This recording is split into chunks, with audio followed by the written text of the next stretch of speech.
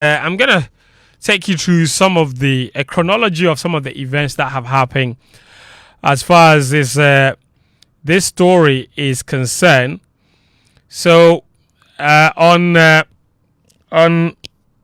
Saturday, news emerged that a Nigerian boxer had passed away.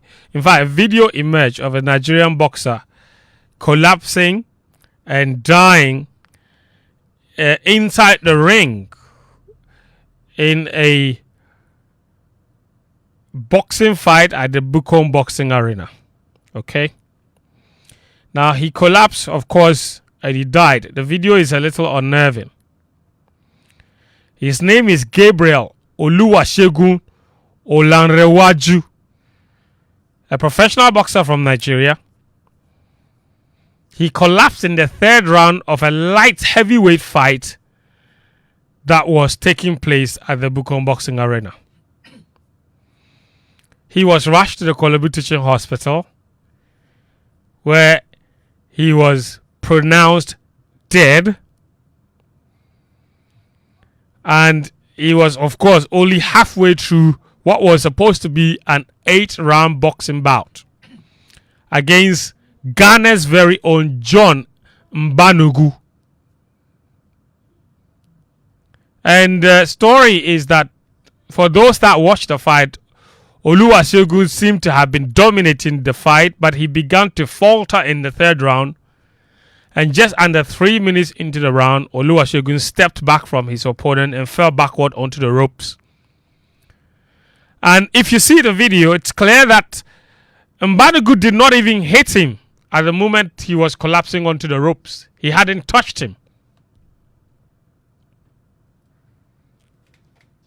And even before he started to wobble back onto the ropes, he appeared to have already been unconscious. Now, so much has happened since then. The GBA released a statement where they said that the ringside physician and paramedics attempted to resuscitate him on the scene before he was transported to the hospital. And the pronouncement of his death was done 30 minutes after his arrival at the hospital. Now, the same GBA has been leading officials of the Nigerian High Commission here in Ghana to conduct autopsy reports or to conduct autopsy on the boxer. But as it stands now, the cause of death is not yet been revealed by the Ghana Boxing Authority.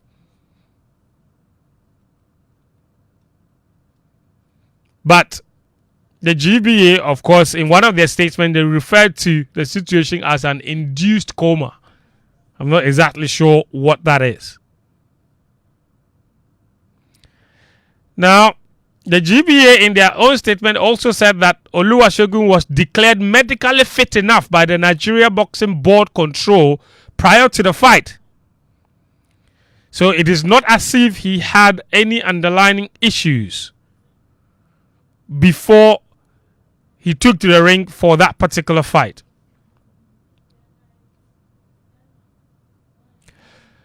But now the Mbanugu zone camp has been reacting.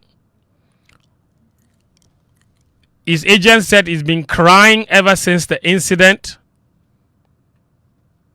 and that he couldn't stop crying because he's very, very sad.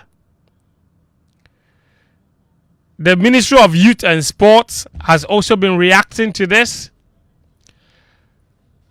Now, first we will take some of the reaction from the Minister of Youth and Sports. Well, Youth and Recreation, I beg your pardon. Kofi Adams. The Honorable Kofi Adams, who has said that they are doing everything possible to bring a logical understanding and to provide satisfactory answers to all parties involved to ensure that there are no reprisal attacks on Ghanaians currently in Nigeria, because for the lack of satisfactory answers, Nigerians might suspect that there was foul play and take matters into their own hands and start attacking other Ghanaians. This is what he said. The death, as unfortunate as it is, was not caused by any Ghanaian. It wasn't an attack. So I don't expect Nigeria to say they would want to attack any Ghanaian. That I don't expect. The only issue at stake here is whether he was sanctioned by his authority to fight or not. And clearly, if you listen to all the narrations, including the message from his original coach, the boxer defied anybody stopping him from coming for the fight. And the coach said because he's an adult, he cannot be stopped. So he went ahead. So that's the sports minister re-echoing aspects of the GBA statement that he was sanctioned to fight. He's also said that investigations have already commenced to bring a full satisfactory conclusion to the incident. Well, we have only begun the process. We will need to institute a committee of a sort to go into what happened. I have assured all that nothing will be covered. We will ask all the questions that must be asked. We will speak to, and we hope that both the Nigerian side and the Ghanaian side will cooperate with the team that will be put in place to investigate this matter. That's the Honorable Minister for Sports and Recreation, Kofi Adams, on the incident, of course. Now, the Nigerians have also been reacting to this incident. And one of it has been quite revealing. And I'm just going to play this voice for you. It is a little unnerving, I have to warn you. This is from Oluremi Abodering. He is the Secretary General of the Nigerian Boxing Board of Control. He spoke to Joy Sports and he revealed quite the alarming circumstances that transpired even before the boxer took to the ring to fight. The circumstances that preceded his decision to enter the ring for the fight. It's a 2-minute narration of some of the incidents that led to him eventually stepping onto the ring for the fight. Just indulge me and listen to this. The truth of the matter is that the NBBFC gave approval, that's release letter, to Segun Olaraju Success to fight in Ghana on the 28th. The 28th of March, I believe, is a Friday. That means weighing and medicals must have been done on Thursday. Now, at the weighing, I was made to understand an issue cropped up where Segun was being told that he's brought from Nigeria to come and lose to the Ghanaian boxer. And Segun said, no, we never had this agreement before I left Nigeria. But if you do want me to lose, then that means you must add to my purse. And extra must be paid. Back and forth until Friday. That's the night of the fight. We are still discussing this addition or not. Segun said the amount of money, maybe $500 that they were offering is too small. He wanted more. They were saying they will not be paying more than that. Eventually, Segun said it was going to fight. And he was taken from the venue of the fight Friday evening to the hotel so that he can leave for Nigeria on Saturday morning.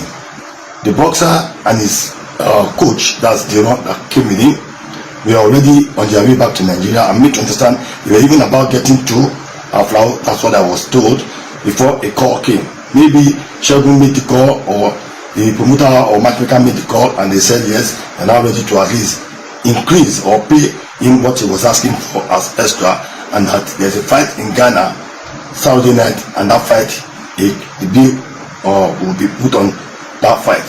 So Shegun, now came back.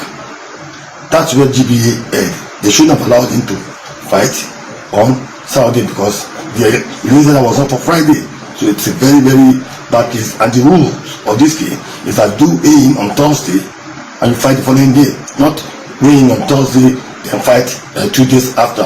So that's where GBA head, and it's a big mess that we have on our hands. The family of the boxer, they are in disarray. We are not happy because Shegun was one of our good boxers and is somebody that is a breadwinner of his family. Myself, the president, and our MFR officer will be going to meet with the family this morning, and we'll take issues from there.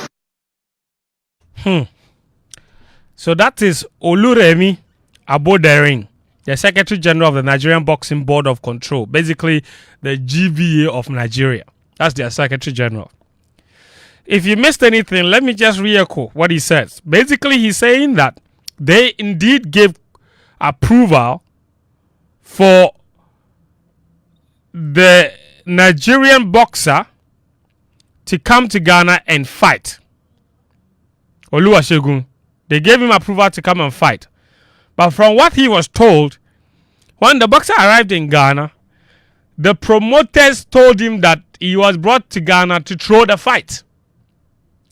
And that the boxer too did not say that he was not going to fight after they told him to throw the fight.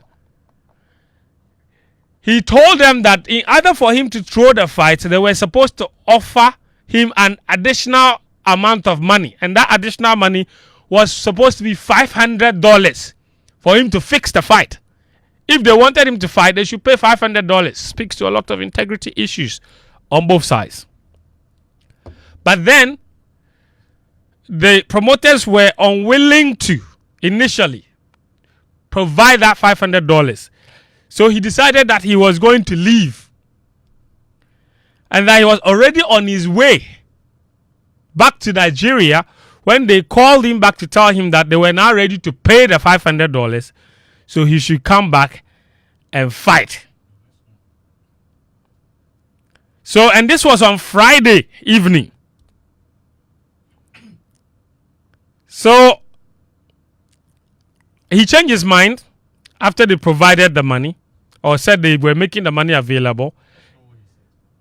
And he agreed to come back and fight. So I'm just reading verbatim what he said. He said, I was made to understand that an issue arose at the weigh-in where Shogun was told that he had been brought from Nigeria to lose to the Ghanaian boxer.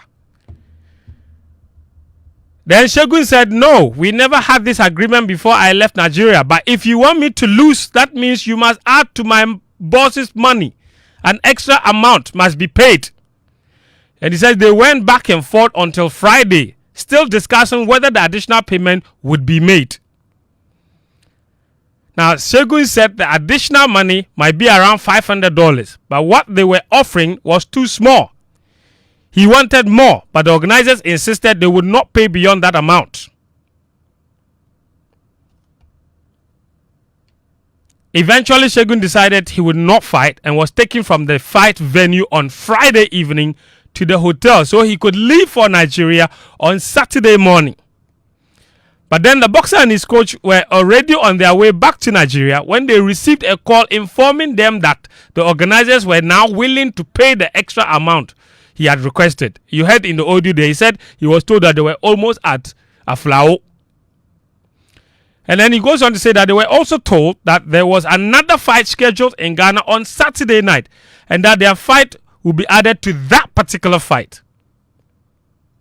So Shogun and his trainer returned, and that is where he says the GBA head, they should not have allowed the fight to happen on Saturday because the rules state that a boxer must weigh in on Thursday and fight the following day, not 2 days later.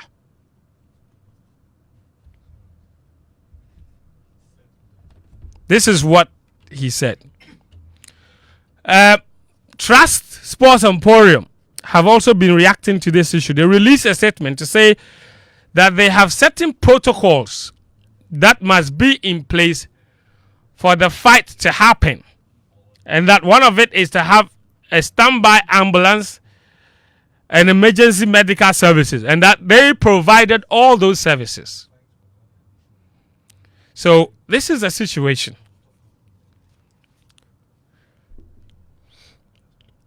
Nonetheless, the boxer is gone. And now so many other issues are being raised, integrity issues, and a much deeper issue of what really, and these are all allegations, obviously, but the GBA has not specifically responded to these particular allegations of match fixing or fight fixing that the Nigerians are leveling against their Ghanaian counterparts. So in the midst of a tragedy, other cobwebs are now being opened. So we'll try and get answers. We're going over the phone line to Nathaniel Alto, our boxing correspondent, who has massively followed this issue since it occurred on Saturday. Nat, can you hear me? I can hear you loud and clear. Okay, so Nat, you've heard the whole background there. Let's start from the latest. Where are we with this? The last time I saw a statement from GBA, they said that they were at the hospital with Nigerian authorities to conduct the autopsy. Where are we with the whole situation? What we will be waiting for very, very keenly will be the autopsy report, which will then give us the specific cause of death. I mean, in the absence of that, like you said very clearly, a death has occurred.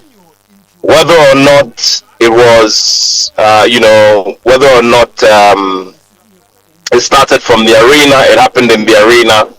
Long and short of the story is that there was a chain of events that led to the death, and the boxing bout was one key part of it. Now, you made mention of certain cracks, and what I'll conclude, or I'll sum all of it up to be, is that the Ghana Boxing Authority is headed for a major implosion. Implosion in the sense that there is a certain rot when it comes to dealings with the bouts that we present to the public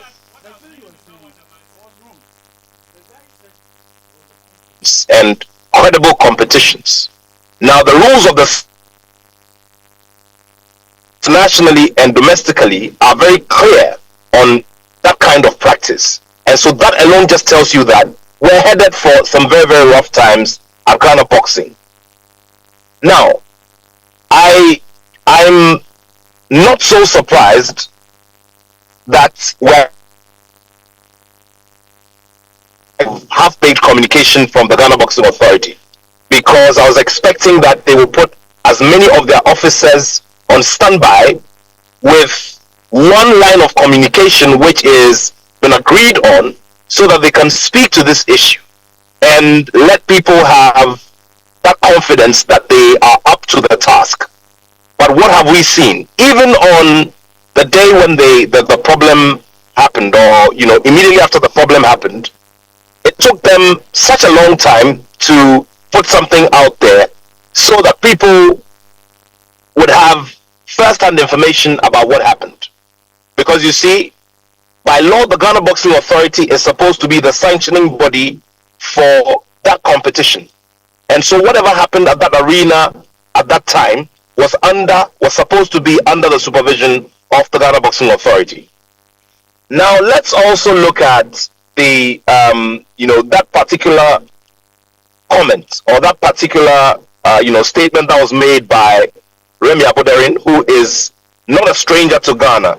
He's been involved in many of our West Africa Boxing Union sanctioned bouts. He's actually the president of the West African Boxing Union. Well, he stated it like in plain language, just like that. It was just running. That all the boxer, had agreed to lose a fight. That is where the problem begins from. It should just tell you that obviously there is a system which is already in place and has given people who want to cut corners the opportunity to break the rules in a very blatant manner. The Ghana Boxing Authority has a lot of work to do regarding bringing all of us up to speed with all of these allegations that have been made. They have to come out to tell us how rigid their supervision regime is. And they also have to tell us, because, you know, in the last 2 or 3 years, I'm very sure that you've been observing what's been happening on the domestic scene, where boxers come in and after 2 punches they fall. And you ask yourself, what is going on here? So it is my expectation of the Ghana Boxing Authority, as a credible sanctioning body that they're supposed to be, or a credible supervisory body that they're supposed to be, to get to the bottom of some of these issues. But what do we see happen? We're not getting a good flow of information. So it leaves everybody speculating, and it leaves everybody asking more questions. My expectation of the Ghana Boxing Authority is to use their own internal administrative mechanisms to institute an investigation. Because in terms of structure, they are supposed to have persons there who have the competence to conduct investigations into what has happened. They didn't have to wait for the minister to do that.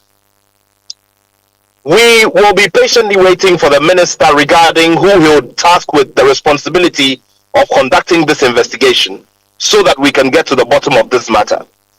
But if, I mean, my toddler at home would know and would expect that once this thing is said to you that somebody tried to fix a bout, or somebody was being encouraged to lose a bout, and the person was even asking for more money, it means that both parties are all in this and are all part of the rot.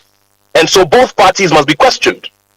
And so it is my expectation of the Secretary General of the Nigerian Boxing Board of Control as well to start looking within, because the question we're asking ourselves here is, do we have a system where some boxers from Nigeria who come and take part in competitions here go into underhand agreements with their opponents here to do fights of convenience so they take more money? Is that the case? So this occurrence, as unfortunate as it is, has opened up so many, avenues for probing and for asking questions. And we cannot rest on our oars on this one. We cannot go to bed on this one. We must get to the bottom of the matter. Obviously, I'm not a technical hand in medicine, so I wouldn't know when would expect the autopsy results. But like I said, irrespective of the results of the autopsy, the unfortunate turn of events and the unfortunate lead up to events just ask us that we have to get down to the bottom of it. There is a lot of work to be done, and there could be something that people within the system or within the boxing ecosystem here in Ghana and in Nigeria may be hiding, and we must fish it out. If people have to be punished, they will be punished. And I must say as well that I'm very happy and content with the posture of the minister. And he has said to me personally that he wants to get to the bottom of this matter, and whoever is found to have broken any rule of any sort would be severely punished. Okay. Do remember as well. Yes. This death, before you come in, very briefly, do remember as well, Fence, that this is a matter of diplomacy. This matter also borders on the relationship between Ghana and Nigeria. And I guess that's also the reason why the minister addressed the issue of a possible attacks on Ghanaians, just because people do not have adequate information around the circumstances surrounding the death of the Nigerian boxer. Very well. So I was going to ask you one last question before I let you go. You've covered boxing bouts for a long time. You've seen the video and you've spoken to people. Where are some of the lapses that you have uncovered to have happened to lead to this? Was this preventable? Where did where did people get it wrong from the promoter's point of view or organizers' point of view? From where you stand, were there some breaches of protocol that you think were not properly done, or what's your understanding of how certain lapses might have led to this, or it was just a situation where it was just unfortunate, or do you think it was preventable? Like I said, we'd have to wait for the autopsy so that we can start making comments about the death and what exactly caused it. If you'd remember, when I started my submission, I made mention of the lead up to the death, or the set of events that led to the death. And it so happens that that particular bout was a major part of the events that led to the death. Now, when it comes, then we can make those kinds of conclusions. However, out of this unfortunate incident, we have come to the realization that the Ghana Boxing Authority erred greatly and did not follow procedure in having that bout which led to the incident go on. Because by standard procedure, the boxer is supposed to have a valid license which has been duly sanctioned or duly accredited by his sanctioning body from home, which in this case is the Nigerian Boxing Board of Control. Away from that as well, before the Nigerian Boxing Board of Control clears the boxer to come and fight here, the boxer is supposed to have a valid medical certificate, which goes to say that he has a clean bill of health and is in good shape to go into that kind of competition. Do remember that boxing is a full contact sport, and one needs full concentration, must be of sound mind, and must be of full physical ability to engage in the sport. And that's the reason why medical professionals are supposed to be a part of all of this, and they have the technical acumen to determine whether a boxer has it or not. The boxer was cleared by what we've been told by the General Secretary of their board to fight on Friday and not Saturday. And so there is misinformation on the part of the Ghana Boxing Authority regarding that particular contest which the boxer took part in. So that is one thing that the Ghana Boxing Authority must come to answer to us. Very well. Because Fent, you can imagine, let me quickly wrap up. I know we have quite a bit on the plate today. You can imagine that we advertised that we want to have the recent dialogue, that we said we were going to have it on a Friday, and had run all these promos from 6 p.m. to 9 p.m., 6 p.m. to 9 p.m. on Joy, Prime, and blah, blah, blah, blah, blah. And then the day comes, the first day comes, there's no show, and then the next thing they see is that this event that we've advertised to happen on Thursday evening happens on Adum FM at another time. You understand me? So technically there is a lot wrong, and we must, like I said, get to the bottom of it and get people punished. The whip must be cracked, and irrespective of who it is who did not do the job, everybody who is found to have broken the rules must be punished, and punished severely, so that it sends the right optics to everybody that we're not here to joke. Remember that the president has said that we need a cleanup, a thorough cleanup in the country. We need a thorough cleanup in the sports sector.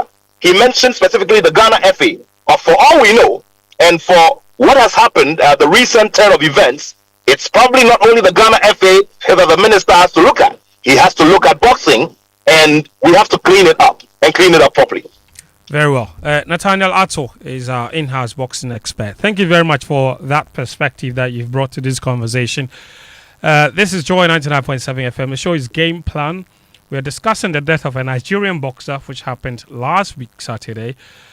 He collapsed and died in a boxing fight with a Ghanaian boxer in the third round of an 8-round fight. And the incidents that have followed have been quite revealing.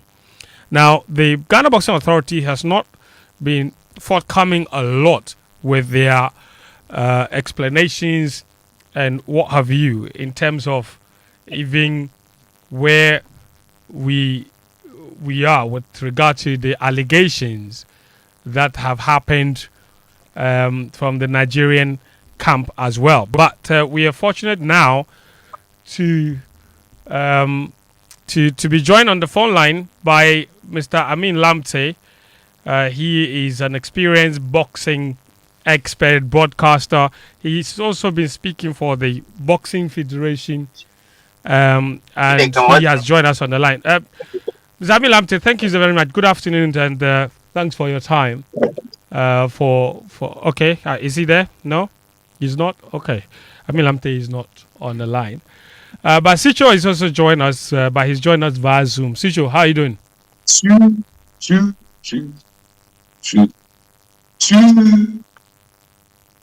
During holidays, the fermented food that we. Okay, Sicho, we cannot hear you. I don't know what's going on. But I said, can you hear me? But listen, let's go to Daniel Cranting and Sue. Yeah, Daniel Cranting and Achitamaklo. They are on here with us in studio. Can you hear me now? Yes, loud and clear. Thank you very much. How are you doing? Brilliant. Nothing new. I'm fine. Let's say hi to nothing new and to the rest of the guys. Yeah. Yes, Sicho, you've been following. Achu. Let me, Sicho. Thanks for joining us. I'll come to you. But actually, you follow this issue closely as well. I asked Nat that last question. He says we have to wait to see where to see and to wait for the autopsy to come out before we can draw conclusions on where people went wrong. But you've seen the video. Were there some things that were evident from the video, from maybe response point of view? And the GBA has released quite a number of statements with regard to this matter, but they've not released any statement to address specifically the allegations from the Nigerian counterparts about the breach of protocol and the bout fixing allegations and what have you. I don't understand that particular silence.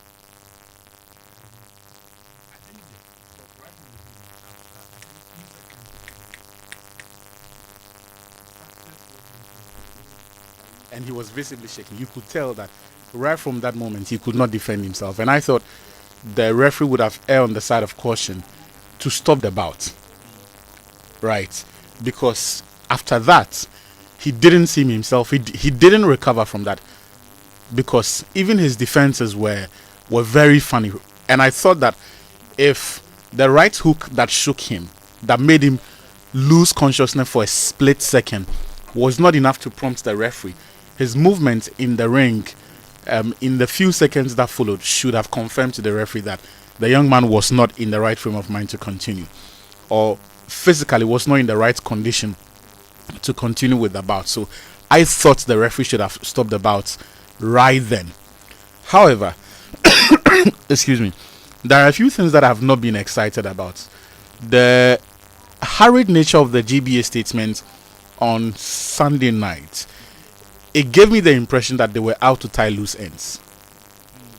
So I think in paragraph 9, when they talk about the boxer being medically cleared, first of all, when it comes to the Ghana Boxing Authority and even the Amateur Boxing Federation, I don't trust them on these matters. How so? And it goes, you'd have to go several decades back. There are a litany of incidents that have happened that will take away the integrity of these organizations in matters like this.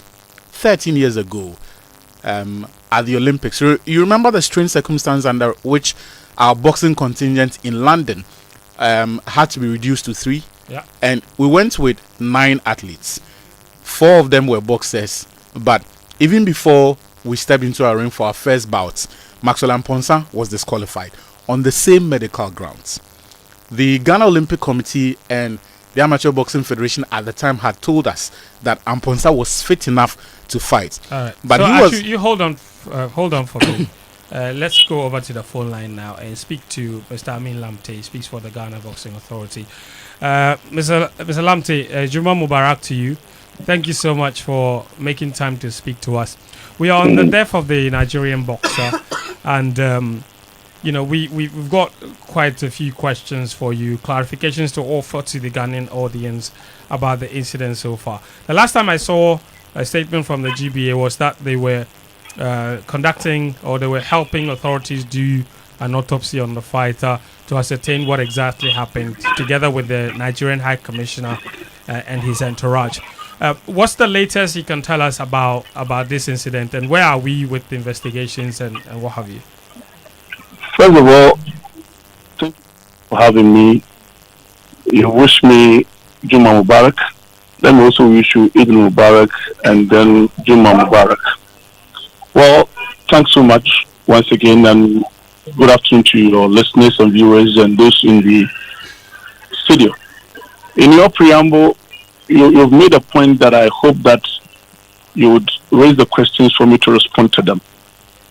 In PR, when you have an issue, we have about 3 critical components that you need to consider. Number 1 is crisis analysis. And that is why when the issue happened on Saturday night, the GBA did not react to what the public is saying or what people are saying about the whole thing. Because I was the ring announcer, I was right there. Almost all the board members were there. We witnessed what happened before he was transported to the Kolebu Teaching Hospital. So if you look at the time that our press release came out, we came out with authentic information. So people have taken it upon themselves to use the social media to put out certain negative information that they were not at the Bukum Boxing Arena. I can't remember somebody who says that the boxer collapsed in the ring and died at the Bukum Boxing Arena. This is erroneous. It is not true. The boxer actually had a problem in the ring, as we all saw. He started the fight round 1, round 2. He was leading, even according to the scorecard. Round 3, he was leading when the incident happened. There was no punch. He just went in what we call infighting. It was just a flimsy punches that they traded. So he retreated back a bit, 2 steps back, and then within few seconds, he retreated back and went to lay on the ropes. So the referee thought that is a normal fall. So he went ahead with the mandatory counting. So when he went 1, 2, he realized, he looked at the eyeballs, which is one of the responsibilities of the ring official, the referee.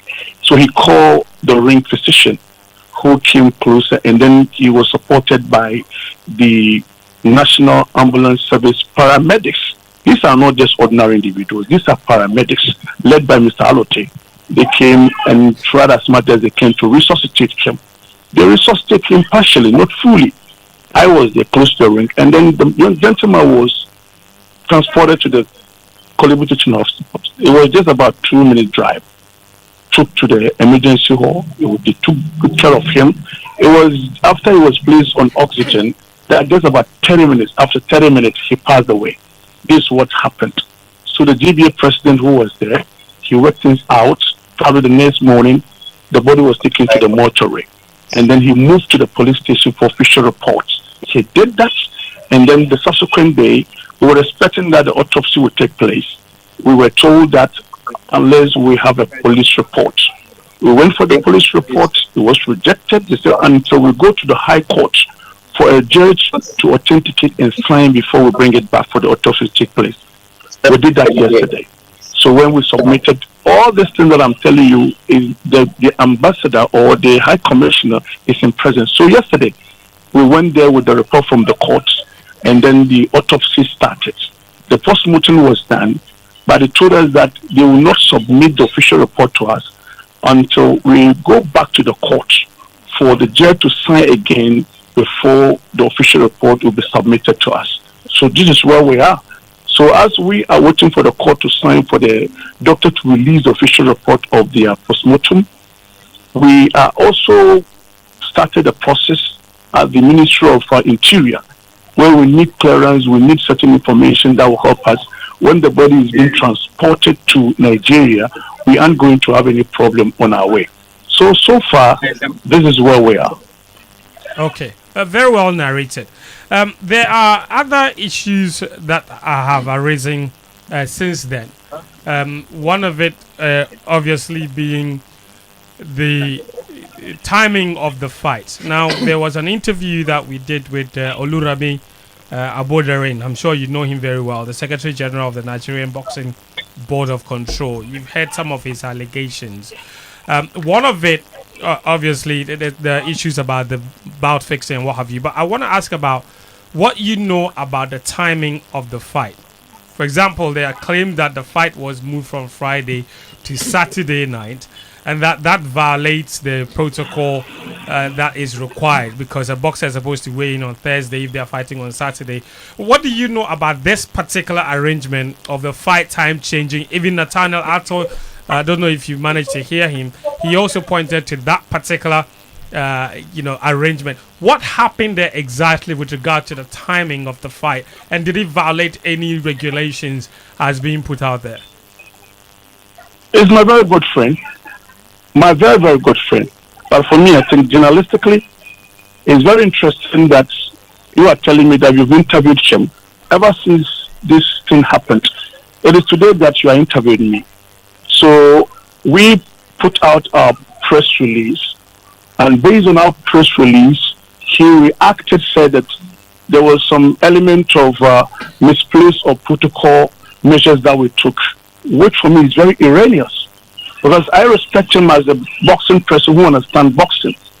This is a Nigerian boxer. Professionally, the GBA will never sanction or approve any fight if the individual boxer or his federation fail to go through the process that we all know. The process are vivid. Everybody knows about it. Number one, a boxer cannot just come to the GBA, or any promoter will just go for a boxer without being scrutinized. Number one, before he comes, the Nigeria Boxing Board of Control would have to give us a release. They have to give us a release. The release will now justify that it's a credible and durable boxer. They have confirmed that. Number two, we need his medical history or medical report. And then number three, we must be able to know that this guy is a licensed boxer. There are some boxers that, yes, you would know them as professional boxers, but they have checking out, or they've gone into hibernation. They are no more active. So if you accept such boxers, they may end up giving you a problem. So Ghana Boxing Authority, we have to look at the boxer, look at his record. That is where we got to know that this is a former national Nigerian champion, light heavyweight division. He was a former West African champion and former African champion. 23 fights, only 8 defeats, 13 wins, 2 draws, 12 of the wins came by way of knockout. This is a credible opponent. Yes, the fight was organized by Osibo and Ace Promotions. That was at the Bukum Park on Friday. So they went on for the weigh-in on Thursday. Okay, under the supervision of Ghana Boxing Authority. It means that we have information about the boxer. He has been cleared. He went on the scale. He went through the scale. Immediately, the doctors would have to check him, as we all know. He has been checked with his opponent. But the fight couldn't come on due to 1 or 2 reasons that the GBA and IMAC Boxing Promotions, who is in charge of the league, have no idea. It is normal, because there are situations where, even in Ghana. Yes, Mr. Lamte, I understand you perfectly. Your narration of what happened in the medical history, that you checked him creditably. Nat has a question. Nat, I'll come to you briefly, but I wanted to follow up on something you said, that the fight was changed, the fight time was changed for reasons that you don't know. But the allegation from the Nigerian, Mr. Aboderin, is that the fight was changed to a different day because originally the boxer was told he needed to fight a fight of convenience, and he refused and was heading home before. Tahiru, yes. Tahiru, how could you believe some of these narratives? This is an individual that when the incident happened, the GBA president spoke to him on phone. He himself admitted that he was even watching the fight. He saw what happened. We had a very, very beautiful conversation with him. We empathize with him. All of us are within the same, fraternity. So we agree that something did happen. And I'm saying that this narrative that they are giving, okay, I hope they will come to justify the point they are making. And I'm saying that the GBA did not invite the boxer to come and fight in Ghana. He came down through a promoter. Everything was done for the fight on Friday. The fight couldn't come up. Let me give you one example, Tahiru. Yes, Mr. Dante, don't you have a duty let to me develop the investigate? point. Yes. Let me develop the point to underpin what you've asked me. I beg you. Okay, sure. Now, 3 weeks ago, there was a fight between Jatabi Wasiru Mohammed and a Nigerian boxer on the 6th of March. Because of the slight vandalism and violence that we had at the Bukum Boxing Arena, that fight couldn't come up. So the manager of the Ghanaian boxer and Nigerian boxer now decided that, look, you know what, we can reschedule it to on the next Saturday, that is on the boxing league.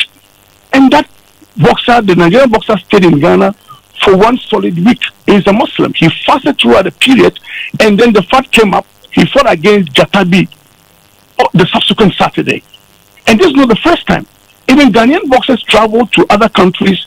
Fight could be cancelled the very day of the bout. It could be rescheduled the next day or 2 days after.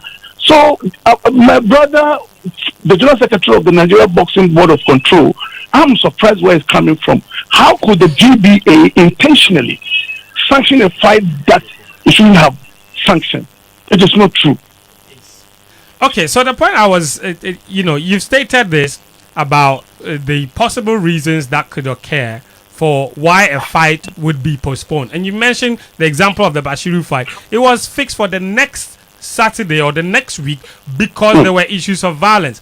This is a wild allegation about that. He specifically says that the reason the fight couldn't come on is because there were conversations about fighting a fight of convenience, and then the boxer refused initially because they couldn't pay a certain amount, and then later, once they agreed they could pay that money, the boxer came back. I'm saying that it's not that I believe what he's saying, but I'm putting the allegations to you, and I'm saying that as GBA, is it not your duty? I'm sure you've seen these allegations. Is it not your duty to have investigated and to have known by now why that fight was pushed?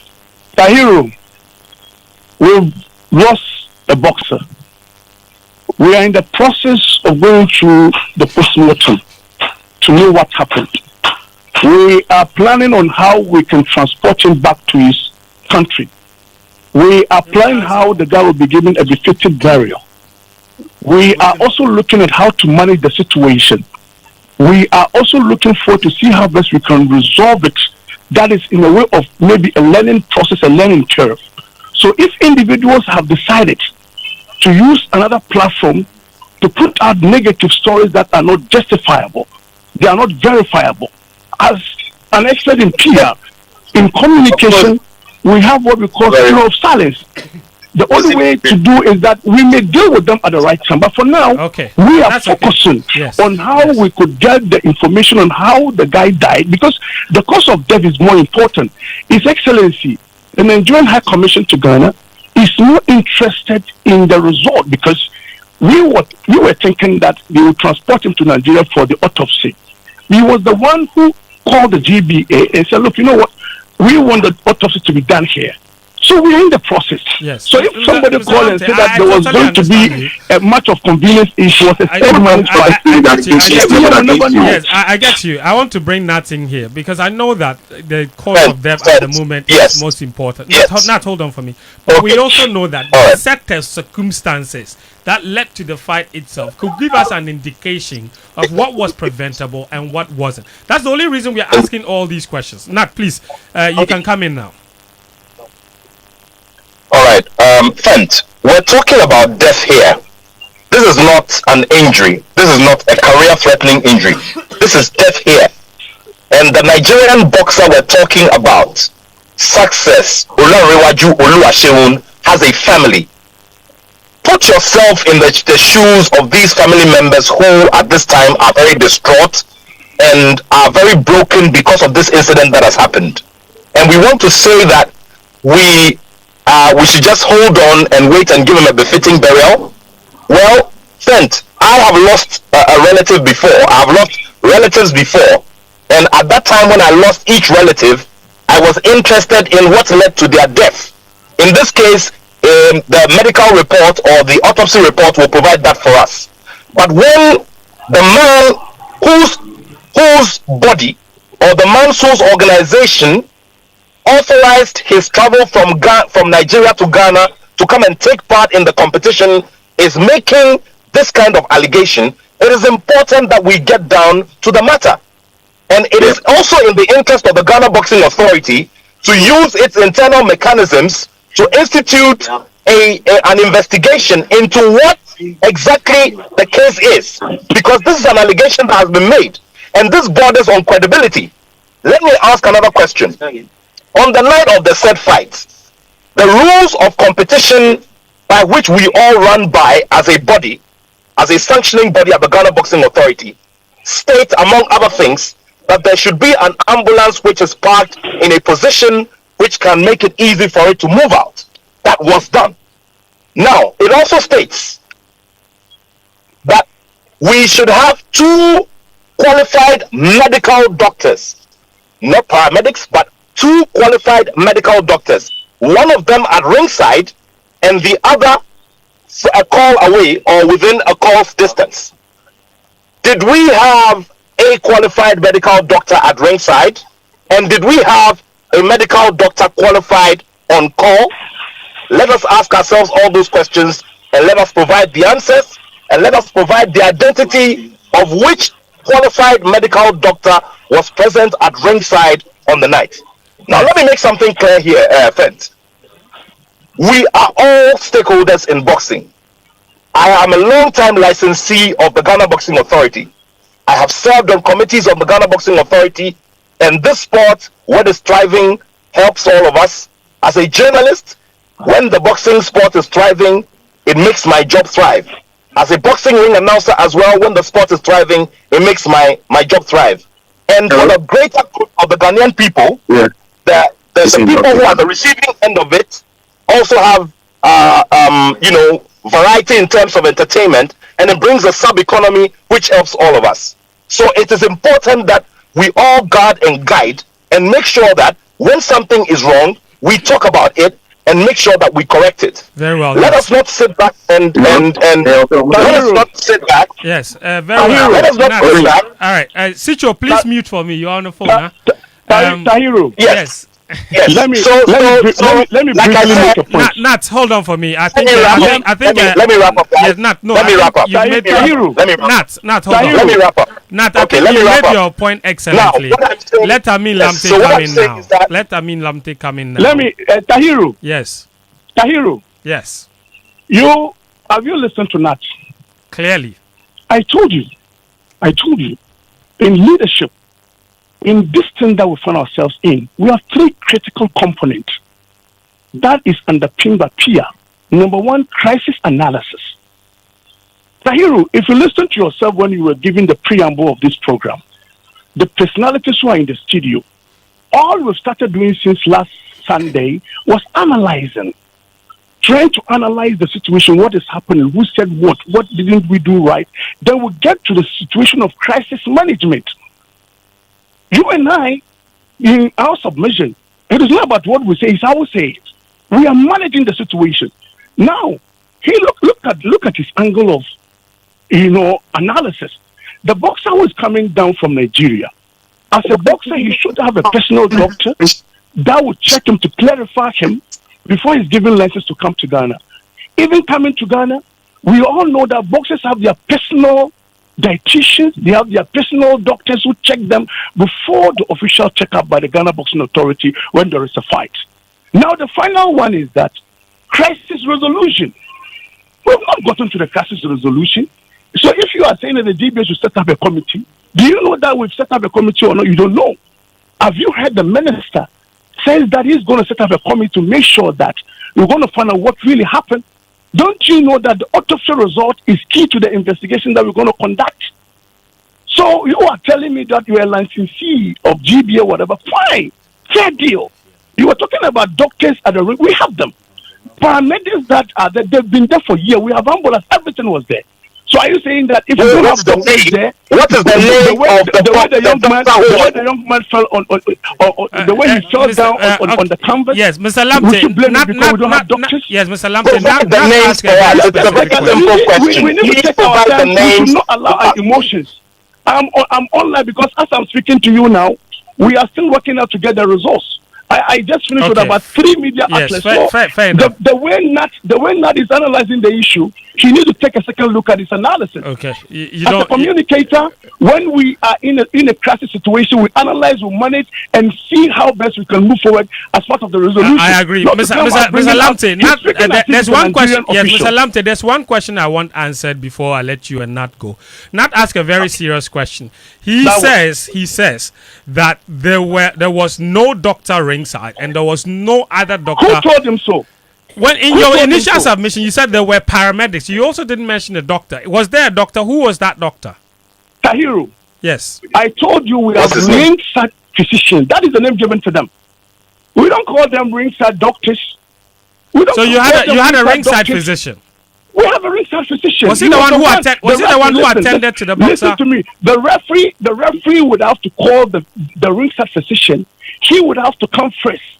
When it's beyond him, that is where he invite the ambulance service officials. And we just want the names of the 2 persons who, by the standard rules of competition, Yes. are supposed to be there every other night when we organize boxing. The minister, Every other night. So can you kindly, is also investigating. yes, nobody's Later using on, emotion. all Can we this information will kindly, come out.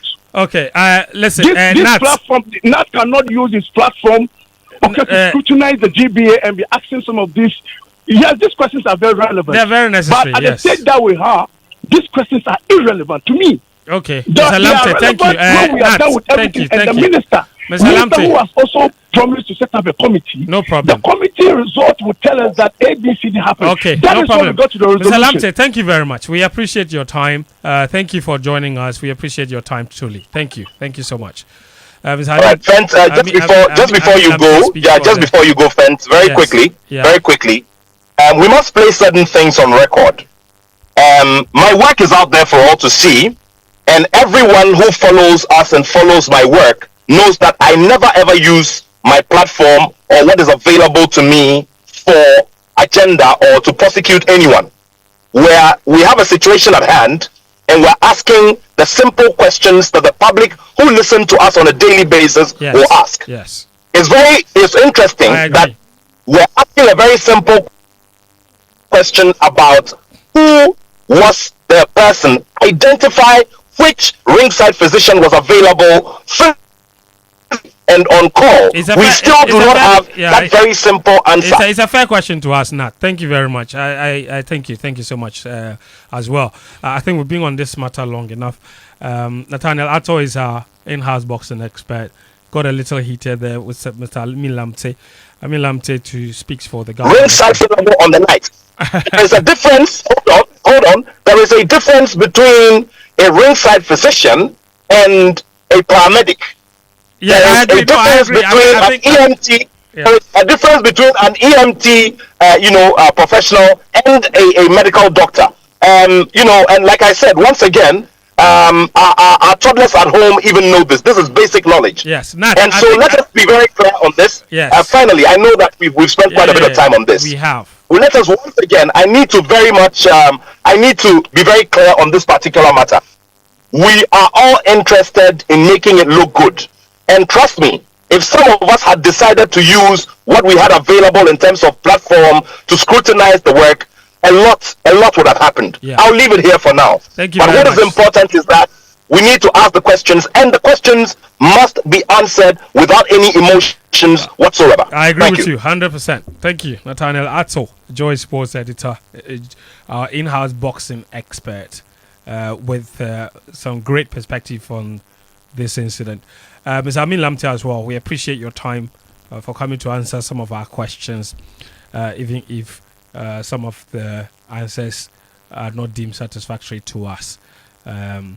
Actually, you were on the floor. Please just wrap up for me. I really don't want us to spend a lot more time on this, but you have a lot of other questions as well. I was hoping that Amin Lamte would help the conversation, but he hasn't. Then, unfortunately, see all of this, the lessons in crisis management and all of that, it does not excuse the GBA from its duty to protect its integrity. It does not excuse the GBA from giving closure in the aspects where they can. Yes, the autopsy report and all of that is important, but people need to know that the processes that led to the bout itself happening are consistent with what the protocols prescribe. Those are wild allegations, and the allegations speak to a violation of the protocol, like you're saying. Because the families need closure. The families need closure. There are people who do not trust the Ghana Boxing Authority. There are people like myself who do not trust Amateur Boxing Federation. And I was giving you an example that in the past, we've always had incidents where we have acted in a manner that has not been consistent with the international standards. There is a 24-hour that is unaccounted for. There's a 24-hour window between the original scheduled dates of Friday to Saturday that is unaccounted for. I don't think that you need to wait for the autopsy reports before, because this sits directly with the promoter. All it takes for Amin Lamte and the GBA to do, get in touch with the promoter and ask them, why did this bout not happen? And Amin Lamte it's a bit surprising that he says that's pretty not basic. No, because they should have those answers. So when you now want to throw about lessons in crisis management and all of that, what we need to know is that this is what happened, because it also would help us to authenticate or squash whatever allegations Mr. Bodorin is making. Absolutely. Right. Absolutely. Because he is alleging that the guy went as far as Aflao and then later there was a compromise. Is this true or not?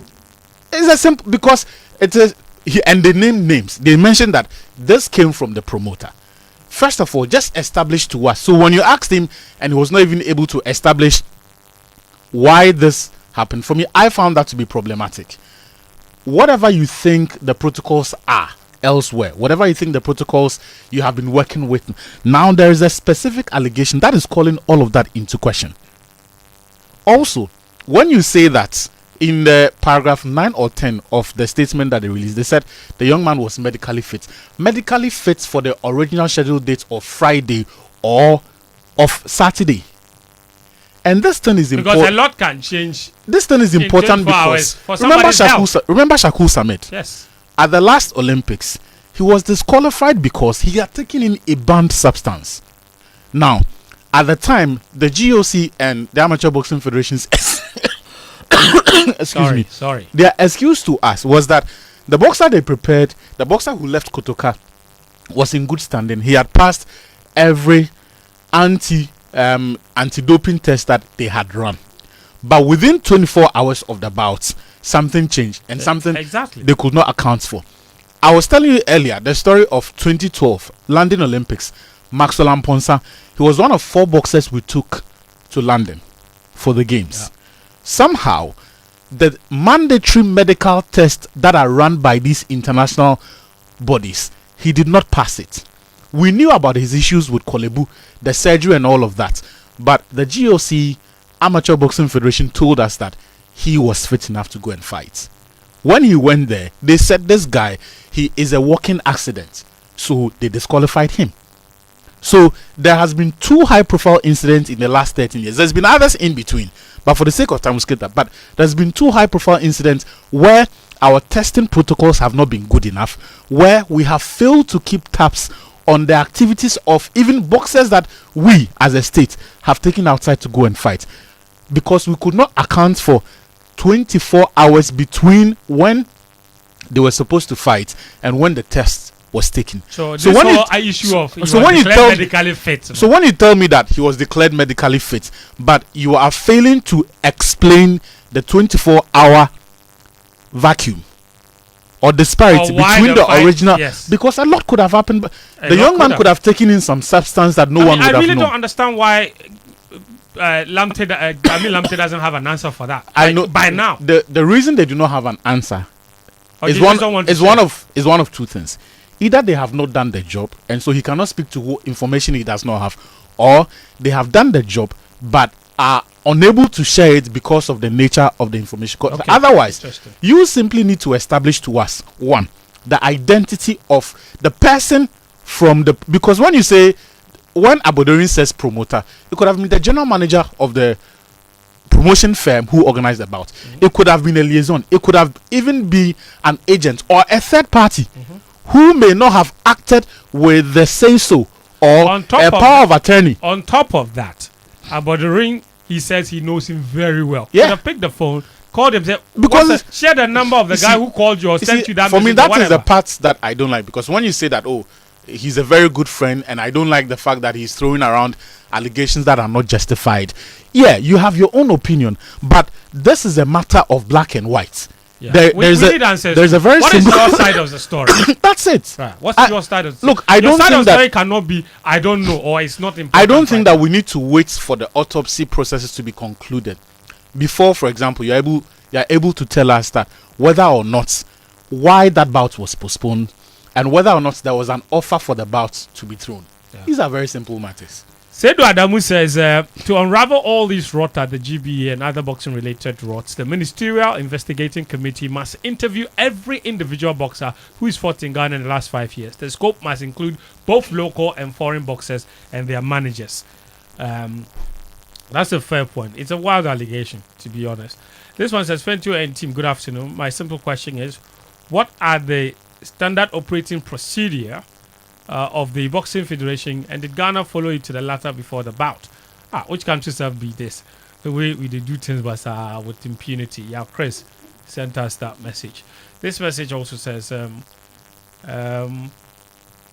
God will use Muhammad to bring peace between hold on Russia and Ukraine. Then the only continent left to ensure peace is the African continent. It indicated. Alright, hold on. That's a very long message. I'm not sure if it's okay. I've got more messages here. Sanan Alto, much respect for you. This is Ola from Spintex as well. Sicho, welcome back to the. Sorry, we kept you on there for a bit without having. Oh, yeah. I'm enjoying the show. I'm enjoying the show. Cranting is here too. Cranting, how are you? You've been listening very quietly. Yeah, huh? man. Quite a lot. Guys, I want us to Sicho, do you have any thoughts on that? Because I want us to move to the De Bruyne Yeah, conversation. I just want to say that if what Amin Lamte is saying is the position and the posture of the GBA, then it's something that smells very fishy. He's not defended them well at all. When he says it's a matter they are managing, you can manage these things. It's either the allegations against you are true or are false. First, there are two things. There's an allegation of fixing a bout, right? And there are allegations about breaching procedures that otherwise every serious boxing association or federation would go through.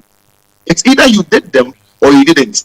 So when you tell us you're managing a situation, the man hasn't been buried, all of that. It's all about tactics to draw the emotions of people here. But we are looking at two things that are allegations from the Nigerian counterparts, communications person, saying that you were fixing the bout. If you fix it, have you investigated it? Do you have reports about them to deny those claims? If you have, the analyst will be happy to know. If you don't have, don't tell us you're managing the situation. Find out. There are also allegations about the fact that the bout didn't happen at the scheduled day. However, it was postponed, and the processes and the protocol that had to be taken to for that bout to happen were neglected. Are these allegations true or false? No emotions or whatsoever. Just answer these questions, and then Ghanaians can have the confidence that the right things were done. If you go about the way he's gone about that today, it clearly smells that something is fishy, and the GBA perhaps, maybe then, Ghanaians should be listening to what the Nigerians said, and maybe that is where the truth is. Yeah, thank you, Sicho. Very nicely put. Look, there are serious issues of integrity here that are being spoken about.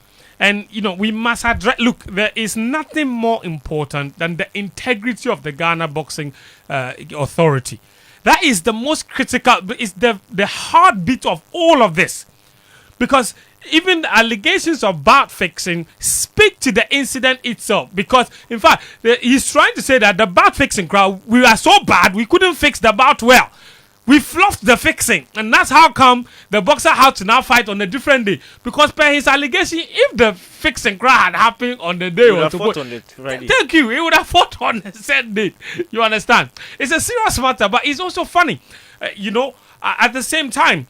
But we cannot we cannot dismiss issues of integrity and say that, oh, we are managing the situation, and that finding out why the person died is more important than things that impugn the integrity of a whole association. We must get to the bottom of this. We must investigate and punish anybody that's been found culpable, because these are serious allegations. And as Sedu said, it could also speak to something that has been happening. And that is only coming out now because there's been a tragic loss of life involved. Either way, we need to know the truth. So whatever approach we have to dealing with this matter, it must be holistic, and the measures must be punitive enough when eventually it happens. And the issue of the medical doctors and ringside physicians that generated a heated argument between Nat and Amin Lamte, it's a really simple matter. Because in Amin Lamte's submission, he mentions paramedic. Nat says there were no physicians, but physicians were required to be there. Amin Lamte says they were there. Who were they? The matter turns some way. Just mention the names. Mention the names. You say you were there. So if you were there, mention the names. It's as you simple know, as that. so Mr. Amin Lamte. No, it's okay. It's okay to know that they were there, and it's okay not to necessarily have the names. On your lips. No, but when you listen, were you convinced that they were there? You need to give us a report paramedics that confirms so and so was there. It's fine. Anyway, let me tell you guys about, before we get into the De Bruyne conversation, your messages are welcome. 055-1111-997. I know all of you are itching to say a lot about the issue that we've just dealt with. We'll open the phone line the last 10 minutes, but the guys will have a lot to say on this De Bruyne and the greatest midfielder in the Premier League conversation. But the show is proudly brought to you by Betway and Petrosol. Let me tell you about the Betway Bet Saver. You've all been there, all of you, okay? Where you place a bet, a perfect multi-bet, and it's all going well, and then one foolish team decides to mess it all up. Don't worry. With the Betway Bet Saver feature, you can win even if one of the teams messes up your bet. Even on multiple losses, you can still get back your money and so much more. The Bet Saver is only exclusive to Betway. The Betway gets way more.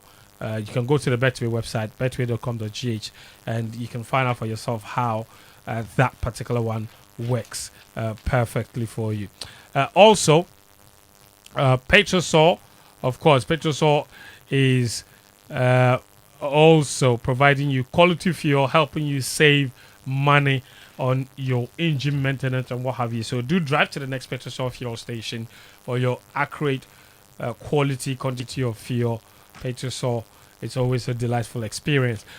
There's also the April Bonanza from Petrosol, of course. This month is bringing more excitement news. It's the month of big wins for the Petrosol Energizing Dreams promo. So mark your calendars for the last thrilling draws in April. The last monthly draw is on April 10 at the Petrosol Palugu service station along the Bolga-Tamale Road in the Upper East region. The second draw, the Northern Sector Grand Finale, is on April 16 at the Petrosol Bamahuwa service station in the Upper West region.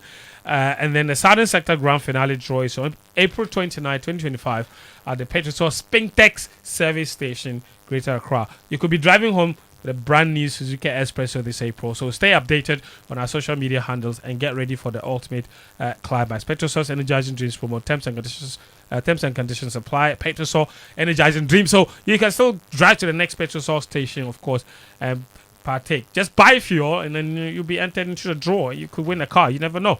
Anything is really possible. Life Boy. You know Life Boy, right? The soap. Amazing stuff. You know that soothing feeling that you feel deep in your skin and all over your body when you shower with a soap that truly protects you. That peace of mind, that clean, that hygienic and protective feeling that allows you to go out and face the world without fear of any germs that cause skin cancers. That is Lifebuoy Carbolic. The Lifebuoy Carbolic, popularly known as Guardian soap, is that soap that has protected you and your family for years. And today, Lifebuoy Carbolic wants to hear from you and reward you. Maybe after a while, you moved on because levels don't change. We know Bokrao.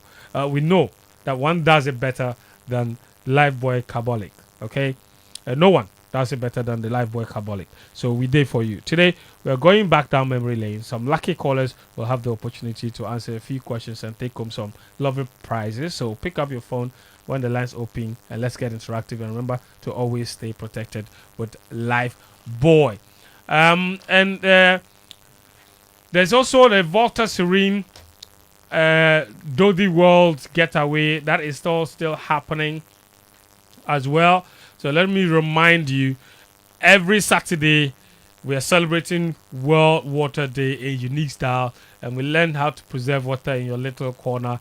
And that is the Volta Hotel on Dodi World Akosombo, who are offering you fantastic vacation destinations for everything. At the Dodi World, we have curated an exclusive lineup of festive program and packages for you and your loved ones. You can make the Easter holiday a memorable one, as the MV Dodi Princess 2 will cruise you and your loved one every day from Good Friday all the way, of course, from Good Friday all the way to Easter Monday with the after party at the Adwa Night Club.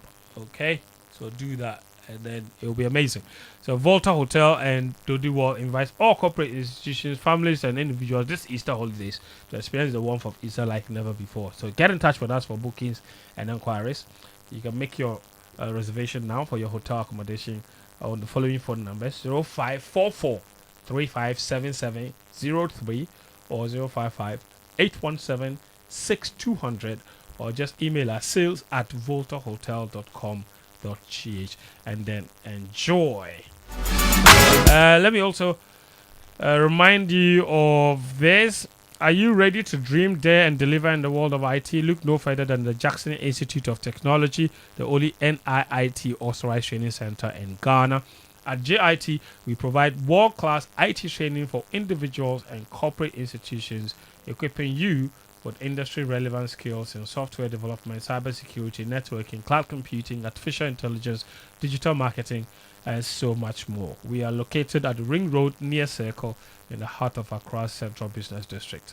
And in Kumasi, the Jackson Educational Complex headquarters is at AUDSA near KUST. JIT provides easy access for students and corporate clients.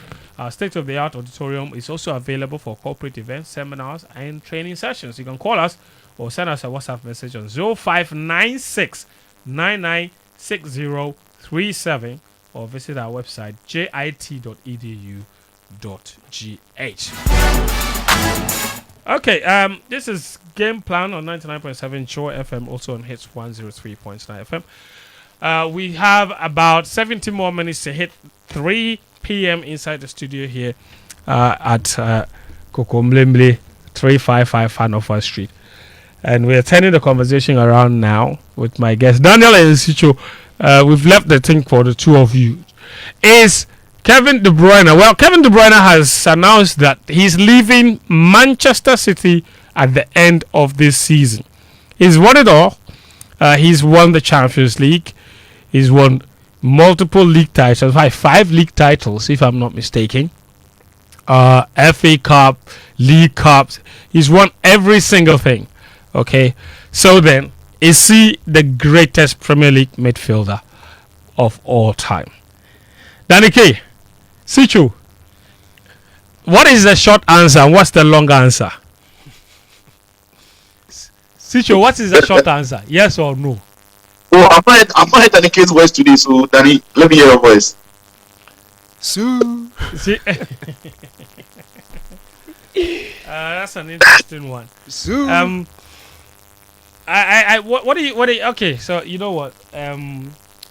Let's get on with it then. Sicho, let me bring you in first. Where do you stand on the Kevin De Bruyne debate? Because this guy came to the Premier League in 2016. He's bossed it pretty much the time that he's been there. I think there's no debate that he's been the best midfielder since he walked into the Premier League. But his time in the Premier League, all that time he spent at Man City, everything he's won, is that enough to make him the greatest Premier League midfielder of all time? Talent-wise, achievement-wise, everything.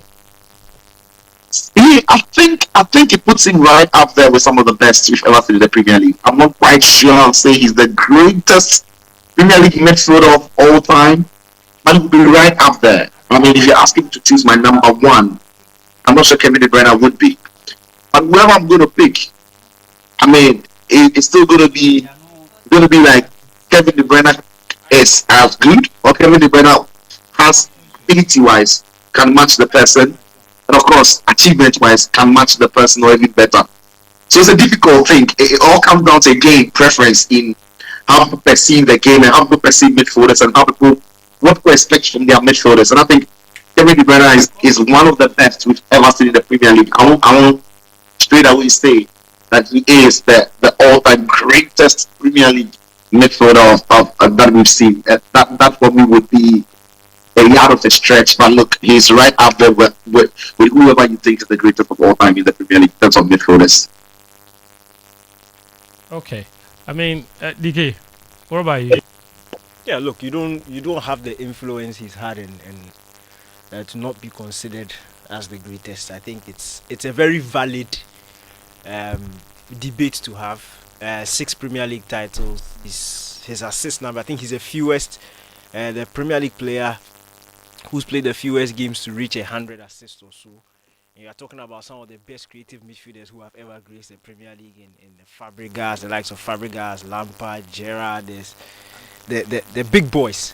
So that's a big deal. And again, 6 Premier League titles, 4 in a row, and he played a huge part in that. He's won Player of the Season a couple of times also. So it makes sense for the debate. But when it comes to debate, obviously, football is very subjective, and when it comes to team sports also, very, very subjective. So personally, he's not my greatest of all time, but I think it's a very valid debate to have. I think he's done enough during his 10 years also in the Premier League to be considered as one of the best. I'll put him in the top 5, but definitely not my number one. Top 5. Who would be your number one? My number one is Steven Gerrard. Steven Gerrard. Yeah. Really? For someone who never won it? Yeah. That's a joke, isn't it? No, it's not. Steven Gerrard is my number one. How to Look, win. you again, it's a very subjective sport, and it will be very unfair if you are talking about the greatest in the Premier League. The Premier League is not just about the teams that have won it. There are 20 teams that compete for the title every season. There are certain teams that are set up and built to win titles. There are certain teams that are set up not to win titles. And the fact that you find yourself in a team that is not set up to win a title doesn't mean that you are inferior to a player in a similar Messi position. have been considered the greatest player of all time. He played for Aston Villa. I'm saying and that didn't win the league, and it's not his fault. What are you saying? it is very unfair for you to say that a player who is in a team that is not built to win a title is inferior to another player who plays in a similar position who is in a team to win a title. It's unfair. I'm saying that the world is unfair, but greatness is defined also by achievement. Yes, I'm saying that you can't just throw yes, that away. and you can't also just say the fact that somebody hasn't won means that he can't be in that conversation. That you don't. No, he can be in the conversation, but he can't be the greatest. No, of he all can't time. be. He can't. He can't be. Not in my books. That's why I'm speaking for myself. I'm not speaking for. Not in any reasonable person's book. No, you can say that. Wait. Let me ask you a question. Would you ever call somebody? Would you consider? Let me land. You've asked me a question, so I have to build a point before you can ask questions. Then You can't be cutting me. Question. I'm not asking you. I'm asking you a question based on what you said. Okay. Can you consider Harry Kane as one of the greatest forwards in the Premier League? You said one off. If you call me, say the greatest. I didn't say. The job of a striker is to score goals. Yes, so that one you can go basically. You yes. can just look at the numbers. Yes. You can look at Alan Shearer and say he's the greatest goal scorer in the history. Yes. The greatest, but he won just one. The likes of Henry and Co won more than him. But you can't necessarily bring titles and throw away the fact that. But that is a striker. They score goals. Uh-huh. So if the greatest striker of all time in the Premier League is the highest goal scorer, I don't have a question about that. I don't have comments about that. Wait, okay. So now, If you tell me what is the job of a midfielder in your books? Sorry? What's the job of a midfielder in your books that you think that what Gerrard did throughout his career in the Premier League should not be What considered exactly did he do? He wasn't and isn't the highest scoring midfielder. He wasn't and isn't the highest assist maker in the Premier League. He isn't the midfielder who's won the most. What exactly did Gerrard do in the Premier League that other players in his position didn't do? What did he do better than the others in the conversation? Look, again, like De Bruyne or Lampard? You can't just make a simplistic argument. It's not simplistic. Throw it on goals. You can't and say assists. yes, Can you hear me? yes, Sicho, yes. Friends, I want to ask you a question. Okay, ask Have me. you ever seen a player, right, who is considered world class in almost every single season he played in, even though he wasn't winning the title? Like Steven Gerrard was world class at Liverpool and in the Premier League, even though we knew they were not going to win it. That is how good he was. I don't think when I'm comparing who the greatest midfielder is in the Premier League, I'm straight away going to say because Gerrard didn't win it, he puts it out. No way. Because even though he wasn't winning it, he was as good as those who were winning it. And he didn't have any season that he looked like. It's like this current Chelsea team. There isn't one world-class player in the Chelsea team. All of them are, and they are not winning. If you take a team like Man United, we've seen what Bruno Fernandes is doing in Man United, and he's like their best player. Is he world-class? I don't think so. I think it's great, but I think it's good, but is he world-class? No. But if you look at Steven Gerrard in that Liverpool team, he wasn't scoring the goals Bruno Fernandes is scoring now, or maybe the assist Bruno Fernandes is giving now. But in every single season, he was as good as he was there. And did it consistently throughout the seasons at Liverpool. The only player that I think shades Steven Gerrard a little bit when it comes to my greatest midfielder in the history of the Premier League, it's got to be maybe Paul Scholes. But I'm putting Steven Gerrard right up there alongside the likes of Frank Lampard. And I'm not going to say because he never won it, he wasn't as good as Frank Lampard. It wasn't as good as Steven Gerrard. No way. I'm good at Paul Scholes. Steven Gerrard was that good. He was that good. You see, I have not. So let's not mix the issues. Okay, I understand the point you're making, and I agree with you 100%. Steven Gerrard was a world-class player. That is not debatable. Okay, I'm saying he is not the greatest midfielder of all time in the Premier League. Who is the greatest midfielder of all time? That is Frank Lampard. It's not even debatable. But let's move on to. Is Frank Lampard? Why is Frank Lampard better? Has Frank Lampard won more Premier League titles than Paul Scholes? Has he defined more games than Paul Scholes? Actually, yes. So because you cannot score. Hold on, you cannot be the highest scoring midfielder in the Premier League without deciding more goals. He's not scoring the fourth goal in a 4-0 victory. No. He's not scoring the fourth goal in a 4-0 victory. He's scoring match winners. From Paul Scholes. Hold on. In the period Paul Scholes played in his entire Premier League career, not one season was he named Player of the Season. Not once. Hold on.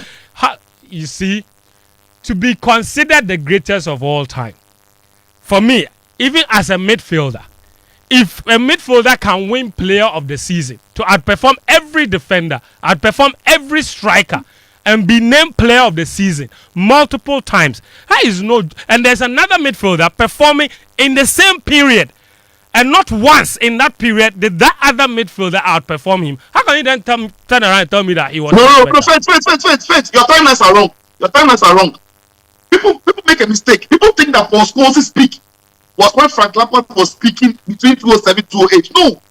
Paul Scholes' peak was in the late 90s into around 2004, 2005. In 2007, 2008, 2009, Scholes was almost on his last legs, even went on retirement and came back.